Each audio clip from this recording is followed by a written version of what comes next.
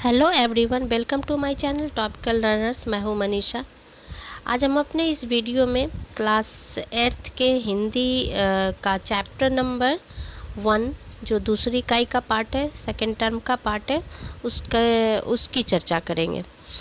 तो आइए हम लोग इस वीडियो में हिंदी का चैप्टर नंबर 1 धरती का आंगन महके, इस चैप्टर को हम लोग पढ़ते हैं और समझते हैं। अब यह धरती का आंगन महके यह कविता है और इस कविता को लिखा है डॉक्टर प्रकाश दीक्षित जी ने। यह कविता हमें क्या बतलाता है? सबसे पहले तो हम इस बात को देखेंगे कि यह कविता हमें क्या बतलाता है, इस कविता में हमें क्या देखने को मिलेगा। ठीक है, तो यह जो कविता है उसमें कवि ने नैतिक मूल्य तथा ज्ञान विज्ञान की प्रगति के विषय में बताया है। कवि का मानना है कि ज्ञान विज्ञान का प्रसार महत्वपूर्ण है, इसके द्वारा प्रगति होनी चाहिए, मानव का भला होना चाहिए, न कि हम जो विनाशक जो अस्त्र हैं उसको बनाने की होड़ में हम लगे रहें। दूसरी ओर समाज में हमेशा प्यार बना रहे, सदाचार बना रहे और मानवता का वातावरण जो है समाज में बना रहे, क्योंकि मानवता का जो वातावरण है वो समाज के विकास के लिए अत्यंत आवश्यक है। तो कवि जो है इस कविता के माध्यम से यही बताना चाहते हैं। अब सबसे पहले हम लोग इस कविता को पढ़ने से पहले हम लोग पहले डॉक्टर प्रकाश जी के बारे में कुछ मतलब जानकारी है वो हम लोग देख लेते हैं। डॉक्टर प्रकाश दीक्षित जो है उनका जन्म हुआ था 1929, जिसको हम लोग हिंदी में 1929 कहते हैं। ठीक है, इटावा में, और इटावा कहाँ है तो उत्तर प्रदेश में। और इनकी मृत्यु कब हुई थी तो 2012 में हुई थी मृत्यु। आजीवन ये मतलब टीचर रहे और डॉक्टर दीक्षित जी जो हैं वो अर्चना, मणि प्रभा, ज्ञानार्जन और आदि जो पत्रिका हैं उनके संपादक भी रहे। अमर उजाला समाचार पत्र में पत्रकारिता भी इन्होंने की और इनकी जो रचनाएं हैं वह भिन्न भिन्न पत्र पत्रिकाओं में जो है प्रकाशित होती रहती हैं। इनकी जो काफ़ी महत्वपूर्ण कृतियां हैं वो हैं अर्चनांजलि, मंगल पथ, दोहावली, राष्ट्रीय स्वर जो क्या है वो कविता संग्रह है। ठीक है, तो अब हम लोग जो है ना कविता की तरफ चलते हैं। कविता में क्या है वो मैंने आपको पहले ही डिस्कस किया है।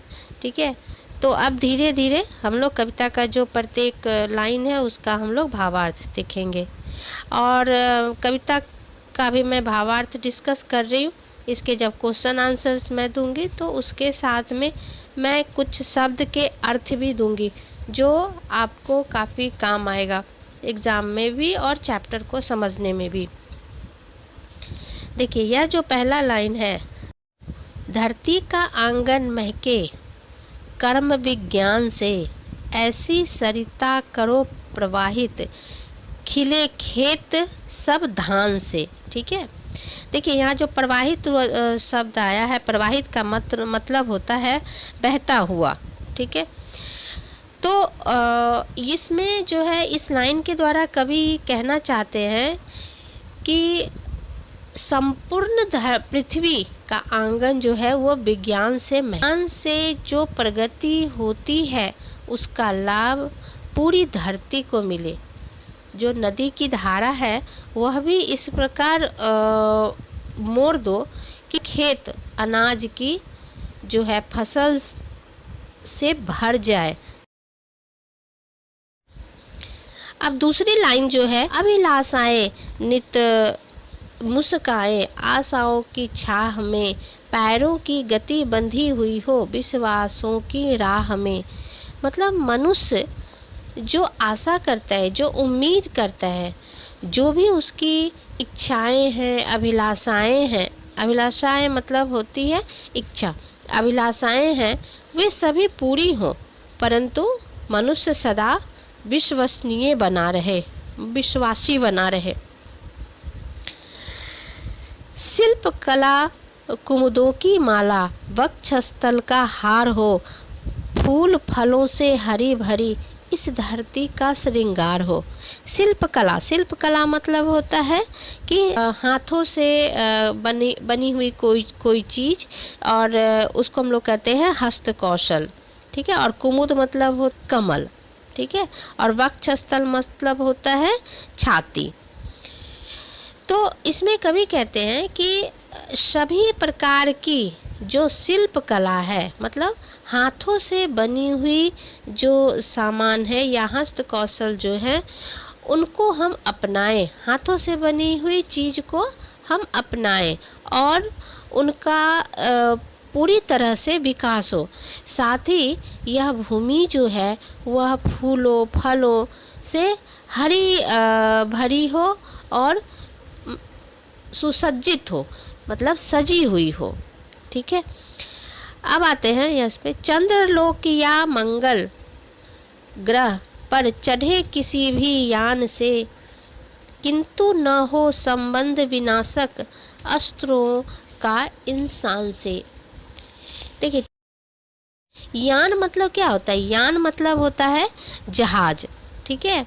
और चंद्रलोक या मंगल ग्रह मतलब कि चंद्रमा के लोक, और मंगल ग्रह, मंगल जो ग्रह होता है वो, और विनाशक मतलब होता है विनाश करने वाला, ठीक है।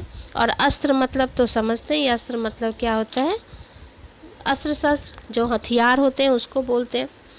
मतलब कवि कहते हैं कि विज्ञान की निरंतर प्रगति होती है और मनुष्य अपने बनाए हुए किसी भी अंतरिक्ष यान से, मतलब चंद्र ग्रह पर या मंगल ग्रह पर सफलतापूर्वक पहुंचता है, परंतु इंसान विज्ञान का प्रयोग विध्वंसकारी शस्त्रों के निर्माण के लिए ना करे, बल्कि अपने विकास के लिए करे, ठीक है। मतलब सांस सांस जीवन पट बुनकर प्राणों का तन ढांकती, सदाचार की शुभ्र सलाका, शुभ्र सलाका, शुभ्र मतलब होता है उज्जवल, और सलाका मतलब होता है सलाई, ठीक है। मन सुंदरता आंकती, आंकती, आंकती का मतलब होता है अंदाजा लगाना या मूल्य बताना, ठीक है।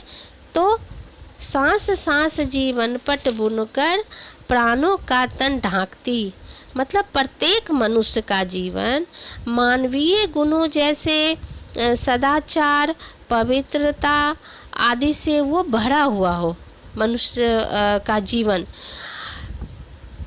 सदाचार की शुभ्र सलाका, मन सुंदरता आंकती, मतलब कि नैतिक गुण ही हमारी सुंदरता के जो है परिचायक हो, ठीक है। नैतिक गुण के द्वारा ही हम अपनी हमारी जो सुंदरता है वह मतलब परिचय के लायक हो, ठीक है, जो हमारे नैतिक गुण है। प्रतिभा का पैमाना मेघा की ऊंचाई नापता, प्रतिभा का पैमाना मेधा की ऊंचाई नापता, मानवता का मीटर बन मन की गहराई मापता। प्रतिभा, हाँ, प्रतिभा मतलब क्या होता है? हमारी जो मतलब अंदर के गुण हैं हमारे, उसको बोलते हैं।